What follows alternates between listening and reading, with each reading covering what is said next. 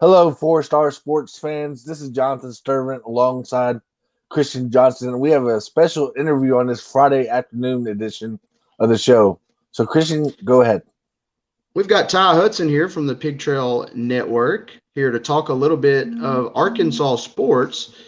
But first of all, we want him to give some background on how he got started with his successful YouTube page. He's turned that into a pretty big commodity among Razorback fans, including myself. A little bit of how you got started there, and some background on your time as a Razorback fan, and some special memories there. Well, first off, what's going on, fellas? Thank you for bringing me on. It's an honor and a privilege, and it's awesome to hear that you watch the content. I think we actually ran into each other at the scrimmage when we were leaving the game. Good grief. I mean, I was born and raised in Fayetteville, and obviously Razorbacks pumped through my veins. Big fan.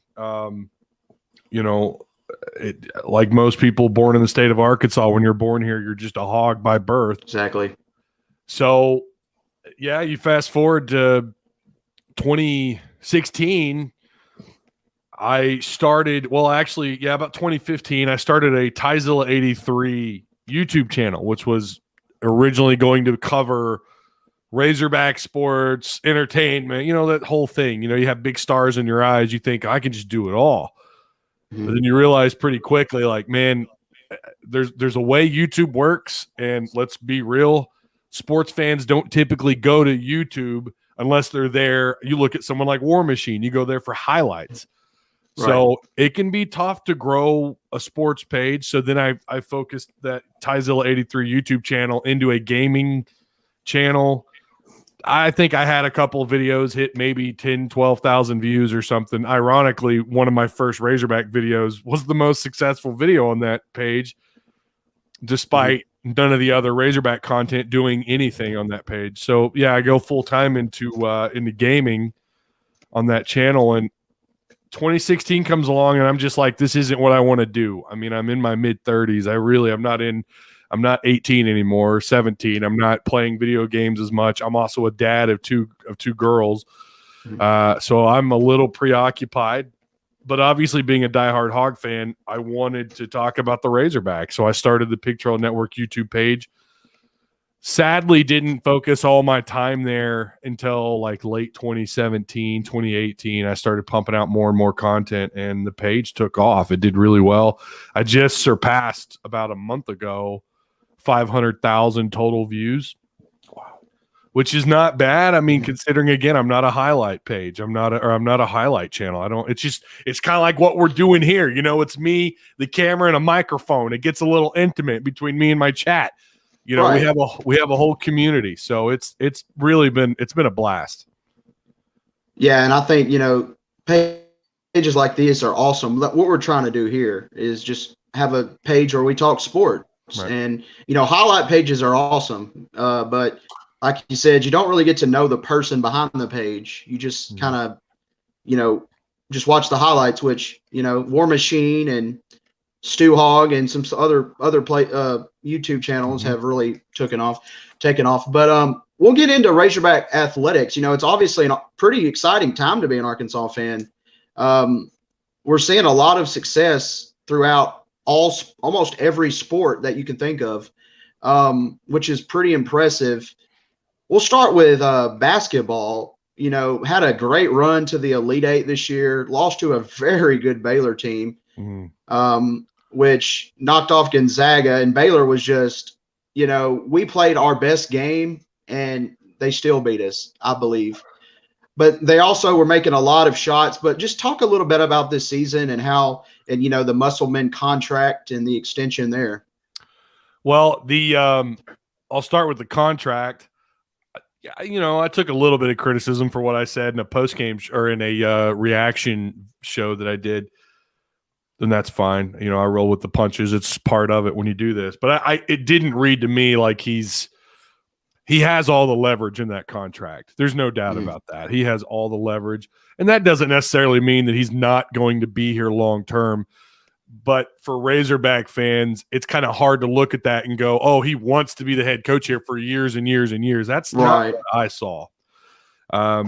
But again, this is a leverage game. We got to understand this is a business. And I mean, anyone who doesn't understand that just kind of, I don't know, maybe they haven't really, maybe they've been living under a rock, because that's what this whole thing is. And Musselman understands that. His agent clearly understands that, as one would expect. I don't know. My dad and I were actually having this conversation a little while back, right after he signed that extension. And he thinks he's going to retire here, and I don't know that I see that. And I hate to say that. I know Hog fans want nothing but sunshine pumping and positivity, but if I'm a realist and I'm a no BSer, which is also what I'm kind of known for, I don't know that I see him retiring here, but that also doesn't mean I see him leaving after just a few years. I think he's here for a little while. We'll have to wait and see how this whole thing plays out.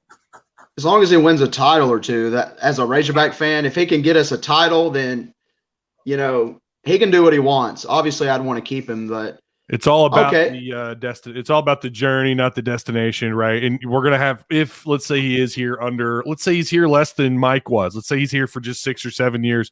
Let's look back and see what he accomplished.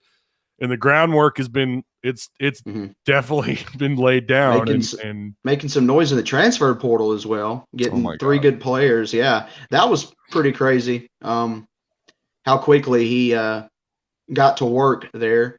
Okay, enough with basketball. Let's move on to baseball and softball, too. Really, Christian, let me ask you a question regarding basketball real quick.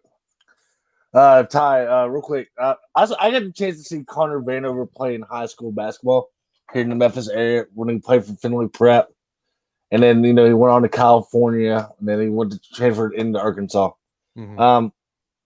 Does Connor Vanover just maybe not fit in Musselman's system after all? Because I saw his minutes slowly go down throughout the year, and he wasn't producing as he was early in the season, when he was averaging about 15 points and like 10 rebounds, like a double machine. What's the scoop on Connor Vanover? Do you think he'll end up staying at Arkansas, or do you think what's going on? I have no idea what his future holds. If postseason play is any indication, I have a hard time seeing him getting many more minutes here. It's nice, and I got accused of being on the Connor Vanover bandwagon. I'm really not. I just like that he's 7'3" and he can stretch the floor. I mean, you have a center who can stretch the floor. You have a 7'3" guy who can knock down threes, and you saw what happens the minute he takes an open three and he misses it. Musselman yanked him out of the game. Right. The biggest issue with him is being able to keep up. And this term has been around for a while. I would even say since Nolan Richardson was here. But when teams tried to play more up-tempo, fast pace, up and down the court, not quite street ball, but damn near close to it, he's out. He does no good there. He can't. He's just not quick enough to go up and down the floor. He's definitely no Daniel Gafford, right? He's not a big, athletic, move around quick kind of guy. And so you saw a lot of that, especially in postseason play, and his minutes, like you guys mentioned, they just diminished. I don't know. I've had this conversation with someone in the media. They think he stays. His family loves, obviously, that he's at Arkansas. They don't see him transferring anytime soon. There's no rumors of him leaving, but look what just happened this week. You had a football player in Mike Woods. Yep. Everyone thought this guy's tweeting about how much he loves Razorback Nation. The following Sunday, we're hearing all these rumors about him leaving. And then today, or I guess, was it Monday, he was in the portal. And now today, on Friday, he's now an Oklahoma Sooner. That's actually a good piggyback. I was going to talk about that. We know Desi Sills transferred, which that's kind of not. I wouldn't say it's expected, but his minutes did decline later in the year, and I don't know what the reasoning were behind that. Maybe he just wasn't his normal self. He lost confidence. You could tell in his ability, but he's on Auburn now. Do you like that fit for him?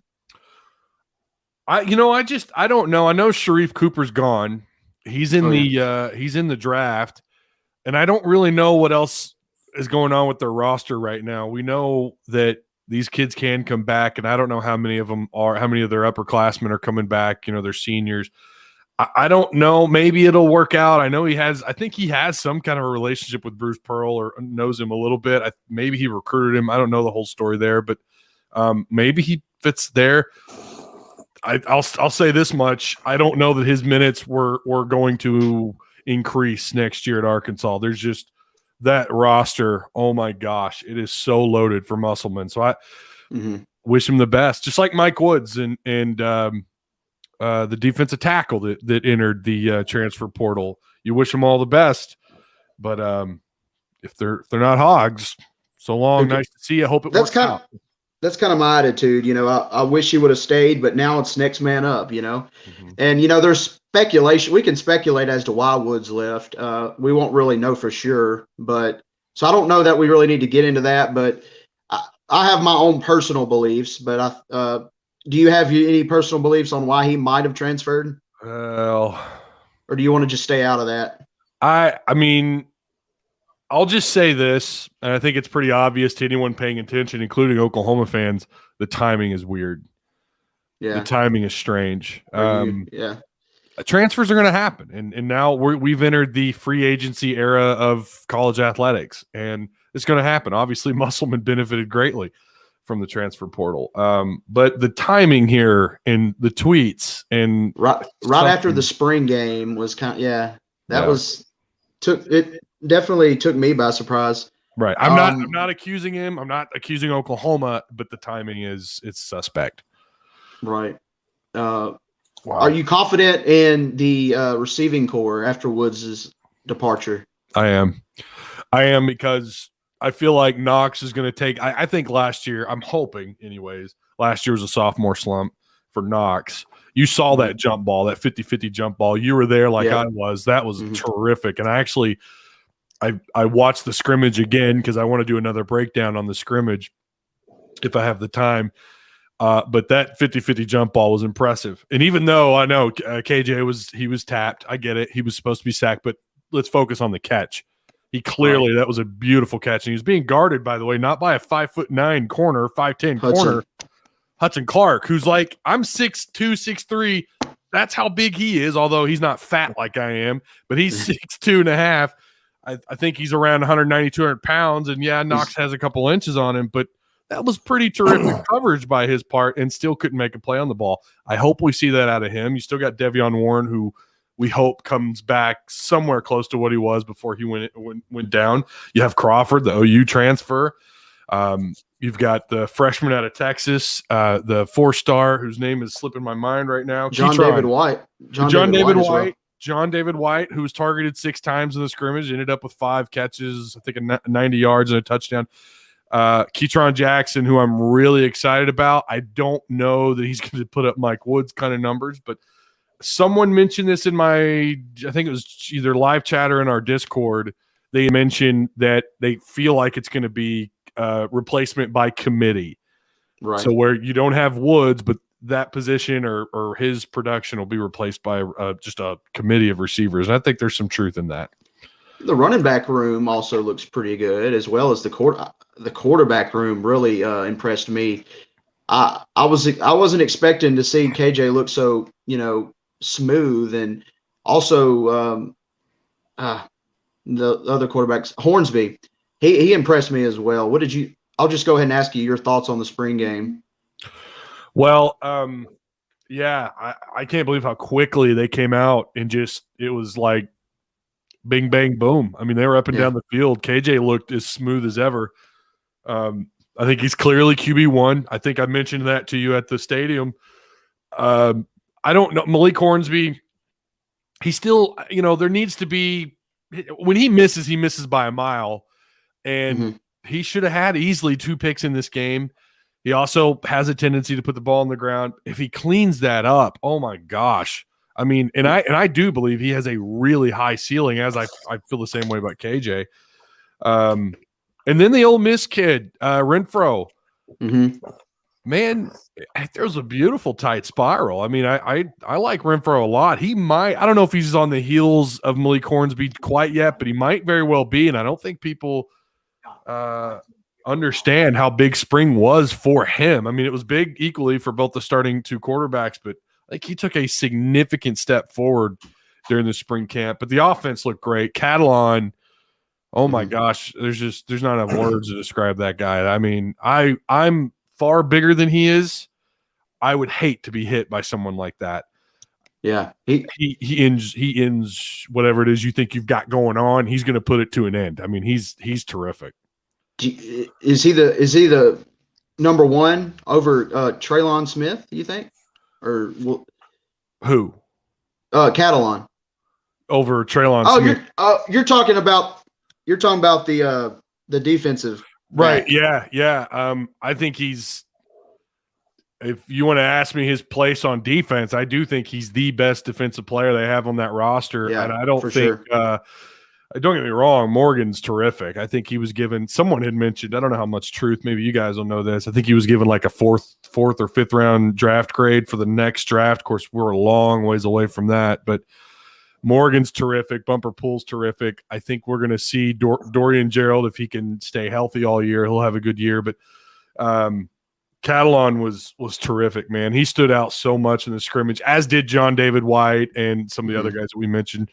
Burks, who caught, I mean, Burks was Burks, you know. Yeah. I mean, overall, I left far more encouraged. I went to the second scrimmage, and I'm going to tell you, man, you're not supposed to take away, and I've said this for years now. I've gone to God knows how many scrimmages over the years. You're not supposed to walk away from a scrimmage going, oh, we're going to win 11 games this year. You're not supposed to do that. Because there's nothing really, you know. But I did feel walking away from number 2, I felt a little discouraged about where the offense was. And then scrimmage 3, I walked away feeling a lot better about what, maybe even on both sides. I feel like they're headed in a very positive direction. Yeah, that hit that Catalan put on Traylon really stood out to me in that game. But how do you see Barry Odom? Yeah, how do you see Barry Odom's defense, you know, this year coming in? Because the problem last year, it seemed like they couldn't get out the field on third down at all. I think what you're going to see this year, and I did not catch this while I was there. I didn't catch it till I was watching on TV. They ran 90% of this game or this scrimmage with a 4-front. Mm-hmm. Okay, they didn't do that last year. Last year was a 3-front, rotated. Every once in a while, you'd have a fourth guy put his hands in the dirt, play a little bit more outside with a nickel coming in to play inside the box to assist with the run game. This year it's going to be it looks like we're probably either going to run a 4-2-5 or a 4-3 base defense or maybe a 4-3 over. Sorry, I think my bad. Police are really loud running up and down this road. But they're look like they want to experiment, and something that a Mizzou fan told me when Odom was hired here. He doesn't run any kind of just one set of defense, right? I mean, he'll run threes, he'll run 4 fronts, kind of like how Musselman runs his basketball program. He doesn't set with one style or another. He kind of plays with whatever he feels the most comfortable with. I think that's what we're going to see out of Odom this year. I think you're going to see him at times run a 3-front. He's going to adjust. You saw how he just completely shut down the air raid, and he laid down the blueprints last year for everyone to. You saw what happened. Mississippi State smashes LSU. Doesn't even look. It doesn't look fun on LSU's part. We think they're going to tear Arkansas to shreds. What happened? You know. So I think he's going to adjust well with what he has, and again they're going to be able to not just develop their starters now because they have this mostly uninterrupted offseason, even though COVID is still very much a thing. It's going to be uninterrupted, and he's going to be able to develop the back end of his defense. So I think they're going to be better in multiple areas on the team, but especially on defense. You know, that's what I enjoyed about Barry Odom when he was at Memphis. You know, me being a Memphis fan, he's always turned that defense around when he was at Memphis. But Ty, you know, before we talk about baseball, what's your realistic wins right now for the Arkansas program? I know they got a tough schedule, you know, in the league as well this year. You know, like me and Christian talked about on our show last Sunday, at Georgia, at Ole Miss, home for Auburn, and then, you know, we get that game in A&M in Arlington. But those are some tough 4-game slate right there for the Arkansas Razorbacks. But what's your realistic on how many wins you can probably see Arkansas having this year? Oddly enough, it's once again the number 1 SOS right in the country. Yep. Man, I usually wait, and I have kind of hinted to where I think they'll end up being. I don't think a bowl game is out of the picture for Arkansas, but it's still going to be pretty tough. It's just how much does the Mike Woods transfer really affect this offense? I think some people are kind of underlooking or overlooking, whatever you're supposed to say there. They're overlooking his ability, what he did just to stretch the field. I mean, he was a phenomenal deep target receiver. Do you have that? And is that a part of your game now? I mean, I know you got Burks, right? Who we saw that cat can run the deep route. He can run any route, but now you don't have that other guy that can run the fade quite like he can or the go route. So what's next? Who's going to fill that void? What about Enoch Jackson, who's in the transfer portal? This was a guy that was, I think, making a really strong push, not just to be a rotating guy, possibly get a chance at starting. How does that impact a defensive line that's already struggled? I mean, when was the last time this Arkansas defensive front didn't just get pressure, but also resulted in a lot of sacks in a year? It's been a while. Yeah. So now you're without him. Xavier Kelly decided not to come back. He's gonna try and go pro. You lost Jonathan Marshall. There's so many little pieces Julius here and there. Coates. There's little holes. I mean, it's kind of like death by a handful of cuts. And in football, that it could have a pretty big impact. And so I don't know. I'm somewhere between 5 and 7 wins. I haven't put a period on it yet. I don't know, but that's where I'm at right now. I'm somewhere in between. You're gonna just miss a bowl game, or you're in a bowl game and you're gonna win maybe even a 7th game, somewhere in there. Which as the Razorback fans, I'm not going to say we should be happy about that, but considering where we were, 2 years ago, 6 wins, 7 wins, we'll take it for sure. It's a sad state of affairs when that's your, it's not that Arkansas football has been great. Even during my adulthood, of course, we had the Petrino years. Houston Nutt, I always go back and say, was a great coach. I thought what Houston Nutt was able to. What's that? Is it the Matt Jones era? Matt Jones era, yeah. Of course, we have that, and Cedric Cobbs, and fast forward a little bit to Darren McFadden, Felix Jones, Peyton Hillis. But I mean, he was able to recruit 3 stars, turn them into first round draft picks. You remember defensive end that played here was recruited as a 2-star tight end. Jamal Anderson went in the first round of the Falcons. That was a guy that was, I don't remember that he had any legit D1 offers. Maybe he had a couple. I don't remember if they were actually committable or not. I don't know the story to that. They turned him into a top 15, top 10 draft pick. That's what Houston Nutt was able to do here. He could recruit offensive linemen. Look at his track record in the draft. You want to get back to greatness, I think that's what it's going to take. Someone who can develop, who can get an eye on maybe some unseen talent and develop them once they get on campus. And I feel like that's what Sam Pittman does. I kind of think that's going to be his thing. You saw what he did when he was an offensive line coach here. The guy, he's responsible for some pretty good talent on that offensive line that maybe didn't have the star power. I think they're going to get back to that, and I think Pittman eventually will get Arkansas maybe close to what Houston Nutt was able to achieve. Yeah, that was our next question for a listener. That said, is the offensive line play going to be improving this season under Pittman? Yeah. So that was a good topic. Yeah. It is. You're heavier, you're bigger, and it's Sam Pittman year 2, right? You expect him. You expect the offensive line to be better just by default because of who your head coach is. And I also like the offensive line coach. So, yeah, I think they're headed in a very positive direction. We still don't know what's going on at the right tackle spot. I feel like eventually Tykees Crawford will take that position, but time will tell. As excited as I am about football and basketball, we still haven't got into baseball and softball. So we'll start with softball, having their best season, I think, in program history, just absolutely tearing it up. And I honestly do believe they have a legitimate shot to win the College World Series. I know they've got Oklahoma and you've got Alabama, but what do you think about this softball team? And I know you've probably made it to a couple games this year. Or I haven't. My dad is gone. I'll be completely honest with you. If I had more time, I would follow it more.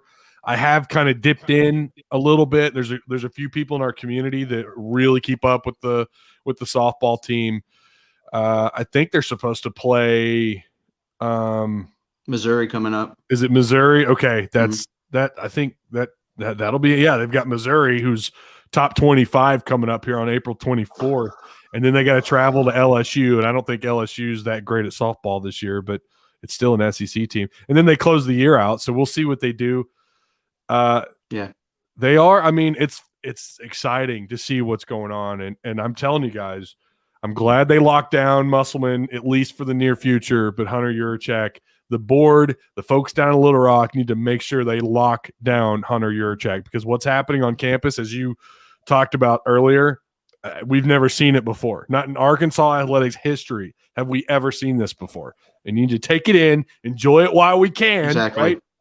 And hopefully you can lock down Hunter. Man, last season was fun. I'll just say that. But I'll talk a little bit about softball. Braxton Burnside's one of the best hitters in the country. She just hits straight bombs. The team hits bombs. But I don't watch a whole lot about them, but I have been keeping up with them. And I'm excited to see where they end up this year. But next, baseball. Number 1 team in the nation just beat South Carolina last night. Interesting game last night. We'll get into that a little bit too. Yeah, I'm sure you know what I'm talking about. But yeah, Jonathan, you got any questions about baseball? I was just gonna say, like you said, they play again today as a doubleheader, right? Because tomorrow's supposed to be like severe weather in the Columbia. But yeah, the question I have is this: Dave Van Horn's best team ever that he's had at Arkansas with 31-6 on the season. I know they still play, like you said. We said South Carolina twice today. Play at LSU 3 games, home for Georgia for 3 games, and at Tennessee 3 games, and then against Florida for 3 games. So it is a tough. I know they're the SEC by far is probably the best conference in baseball. I know everybody beats everybody on any given night, but that is a tough slate, especially going at LSU still, and then Georgia.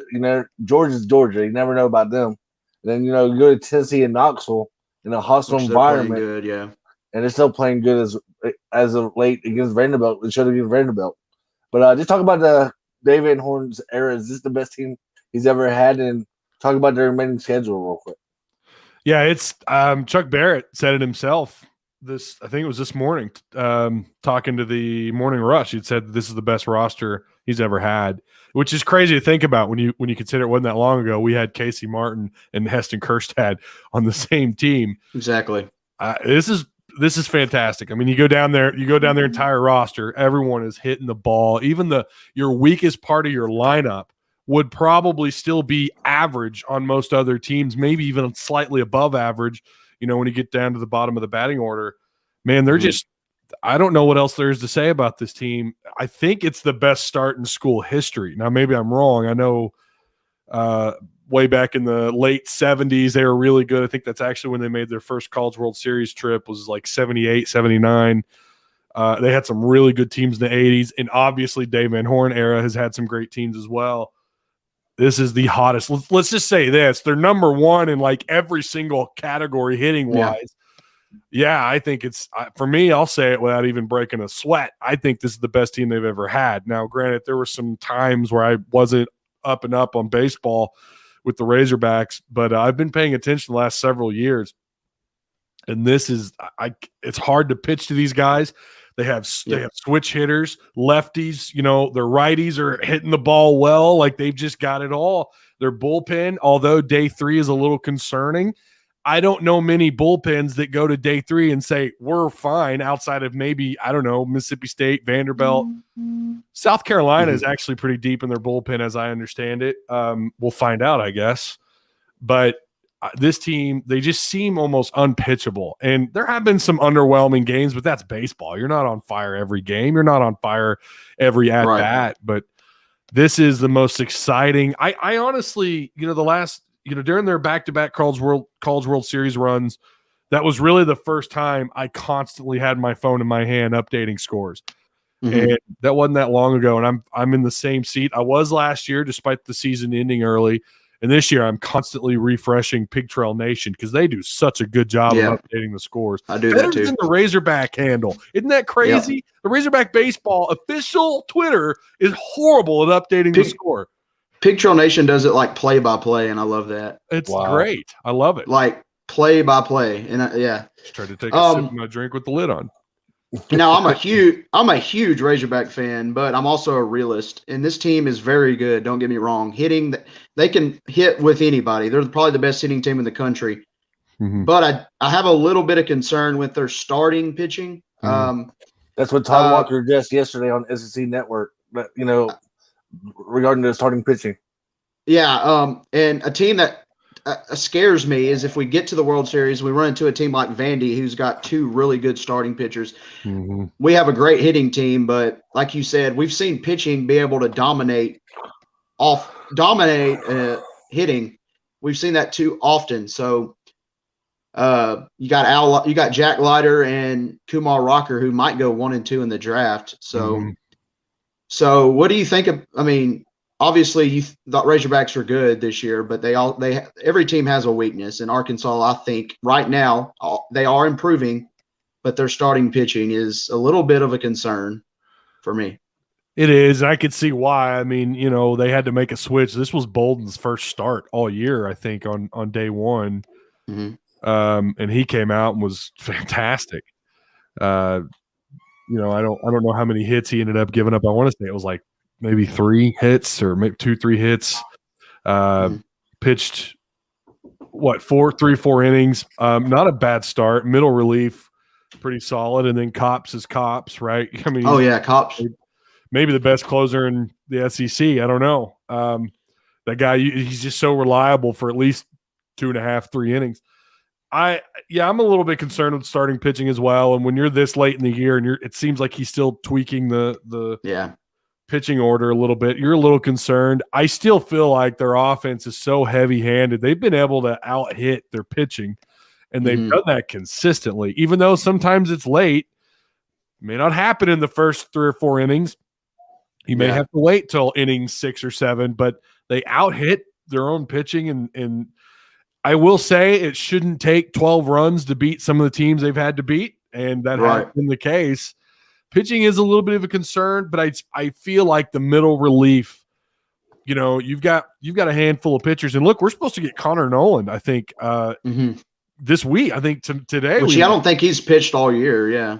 I think he came in once. Maybe I remember his name coming up maybe one time, and I think he pitched like 2 really good innings, and that was all we saw of him. Maybe I'm wrong. I don't think it's the worst bullpen. I don't feel like it's their worst starting pitching. I think they're somewhere in the middle. Like if you look at their numbers, I think they are actually in the middle in pitching. Man, if we had 2018's pitching staff with this team, oh my gosh. God. Wow, we had Blaine Knight, Isaiah Campbell. Man, that would be perfect. We didn't realize I think we did because Hog fans are smart. I think Hog fans are really high IQ sports fans. I don't care if everyone thinks we kiss our cousins and marry our sisters or whatever. Yeah. We are great when it comes to sports. We know our stuff, and I think fans did realize what we had, but we didn't realize what we're missing until it was finally gone.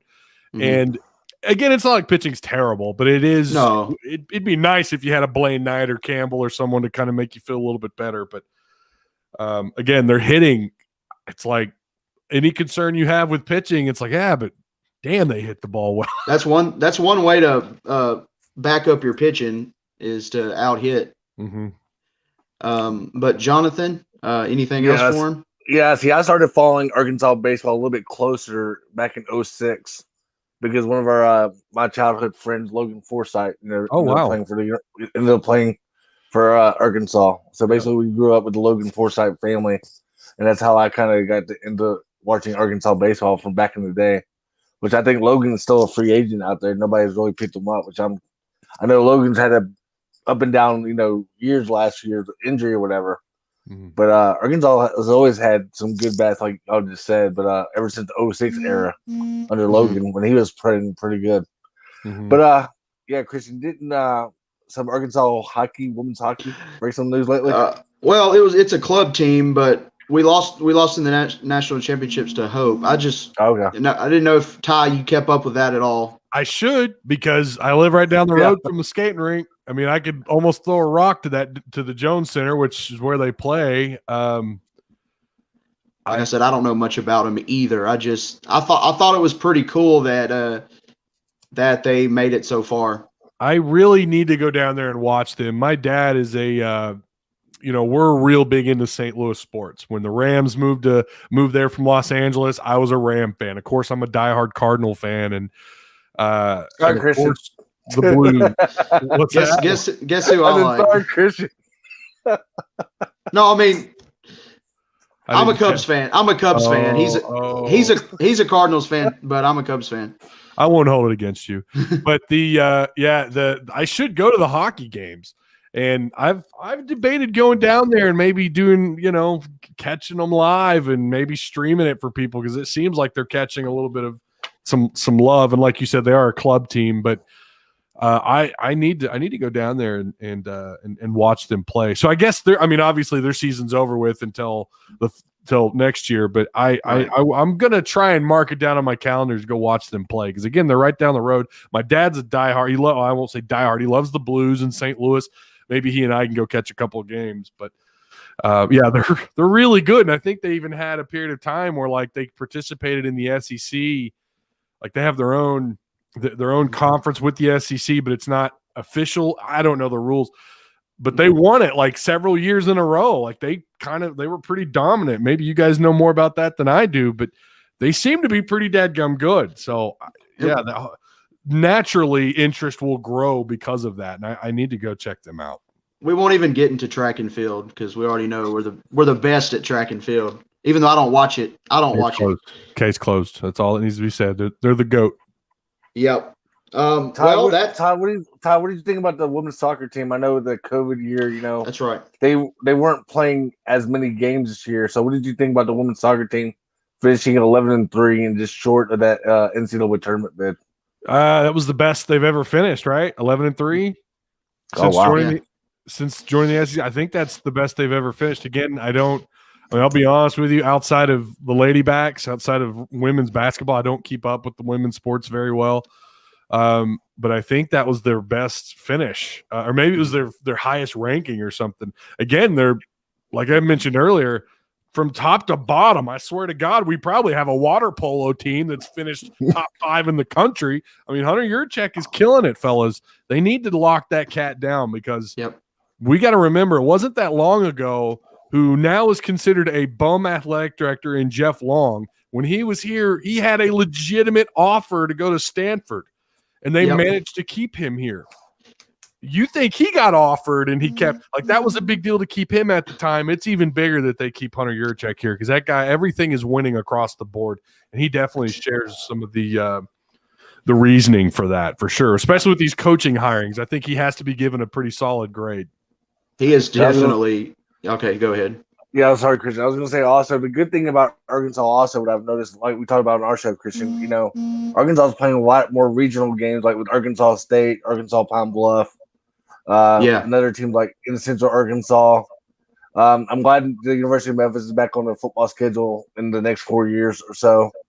I'm just glad to see that rivalry back, and it's good to see that rivalry, especially when it's an easy drive for both fan bases. Right.